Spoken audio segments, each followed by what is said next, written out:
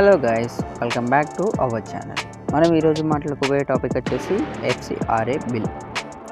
మరి ఈ FCRA bill అంటే ఏంటి? FCRA అంటే ఫారెన్ కాన్స్టిట్యూషన్ రెగ్యులేషన్ యాక్ట్. ఇండియాలో ఫారెన్ నుండి వచ్చే కాన్స్టిట్యూషన్స్ ఆర్ డొనేషన్స్ని రెగ్యులేట్ చేయడానికి ఇలా యూజ్ చేస్తారు. ఫారెన్ కాన్స్టిట్యూషన్ అంటే ఫారెన్ కంట్రీ నుండి ఇండివిజువల్, ఆర్గనైజేషన్ ఆర్ ఇన్స్టిట్యూషన్కి వచ్చే మనీ, ఆర్టికల్స్ ఆర్ సెక్యులేటరీస్ లాంటి కాన్స్టిట్యూషన్స్. సింపుల్గా చెప్పాలంటే ఇండియాలో ఒక NGO or organisation foreign country నుండి డొనేషన్స్ రిసీవ్ చేస్తే ఆ మనీని ఎలా రిసీవ్ చేస్తున్నారు, ఎందుకు ఇస్తున్నారు, ఎందుకు తీసుకుంటున్నారు, ఆ మనీ ఎక్కడ యూస్ చేస్తున్నారు అనే మ్యాటర్స్పై గవర్నమెంట్ రూల్స్ ఉంటాయి. ఈ రూల్స్ని మెయిన్లీ FCRA రెగ్యులేట్ చేస్తుంది.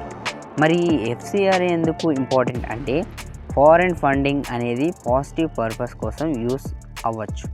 For example education, health care, disaster relief, food, rural development ఇలాంటి పర్పసెస్ కోసం ఫారెన్ డొనేషన్స్ యూస్ చేయవచ్చు. ఫారెన్ నుండి వచ్చిన మనీ ఇండియాలో ఇల్లీగల్ యాక్టివిటీస్కి, పొలిటికల్ ఇన్ఫ్లుయెన్స్, నేషనల్ సెక్యూరిటీస్కి థ్రెట్ లాకుండా మారకుండా యూస్ చేయకుండా ఉండేలా చూస్తుంది. మరి FCRA మెయిన్ ఆబ్జెక్టివ్ ఫారెన్ కాన్స్టిట్యూషన్స్ని కంప్లీట్లీ బ్యాన్ చేయడం కాదు, ఇన్స్టెడ్ ఫారెన్ మనీని ఇండియాలో ఇల్లీగల్గా.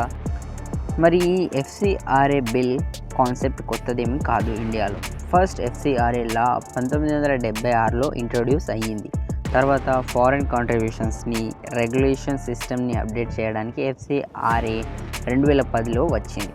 FCRA 2010 సెప్టెంబర్ 2010లో ఎనాక్ట్ అయ్యింది అండ్ లేటర్ రూల్స్ ద్వారా ఇంప్లిమెంటేషన్ జరిగింది. ఈ లా ప్రకారం eligible organisations foreign constitutions receive చేయాలంటే prescribed registration or permissions requirements follow అవ్వాలి. మరి ఈ FCRA రిజిస్ట్రేషన్ ఎలా జరుగుతుంది? ఇప్పుడు ఇంపార్టెంట్ పాయింట్, ఒక ఆర్గనైజేషన్ ఫారెన్ కాన్స్టిట్యూషన్ రిసీవ్ చేయాలి అంటే సింపుల్ ఫారెన్ డొనార్ దగ్గర నుండి మనీ తీసుకోవడం సరిపోదు. FCRA రిక్వైర్మెంట్స్ సేఫ్టీ చేయాలి. Eligible organisation FCRA registration or prior permission route ద్వారా ఫారెన్ కాన్స్టిట్యూషన్ రిసీవ్ చేయగలడు. రిజిస్ట్రేషన్ ఇచ్చిన ఆర్గనైజేషన్స్ కూడా రెగ్యులర్ కాంప్లియన్స్ ఫాలో చేయాలి. For example foreign constitution separate designated bank అకౌంట్లో రిసీవ్ చేయడం, అకౌంట్స్ మెయింటైన్ చేయడం, యాన్యువల్ రిటర్న్స్ ఫైల్ చేయడం, గవర్నమెంట్ రెగ్యులేషన్స్ కోసం యూజ్ చేయడం, గవర్నమెంట్ రెగ్యులేషన్స్ ఫాలో చేయడం ఇలాంటివి చేయాలి. మరి FCRA అమెండ్మెంట్ 2020 ఏంటి? FCRA 2020 అమెండ్మెంట్ చాలా ఇంపార్టెంట్ డెవలప్మెంట్. 2020లో డెవలప్మెంట్ జరిగింది. 2020లో గవర్నమెంట్ FCRA లాలో సెవెరల్ చేంజెస్ ఇంట్రొడ్యూస్ చేసింది. అందులో ఇంపార్టెంట్ చేంజ్ ఏంటి? ఫారెన్ కాన్స్టిట్యూషన్ ట్రాన్స్ఫర్ చేయడంపై రెస్ట్రిక్షన్స్ స్ట్రెంథెన్ చేయడం. ఒక FCRA registered organisation foreign constitution receive చేసిన తర్వాత ఆ కాంట్రిబ్యూషన్ని వేరే ఆర్గనైజేషన్స్కి ట్రాన్స్ఫర్ చేయడంపై రెస్ట్రిక్షన్స్ వచ్చాయి.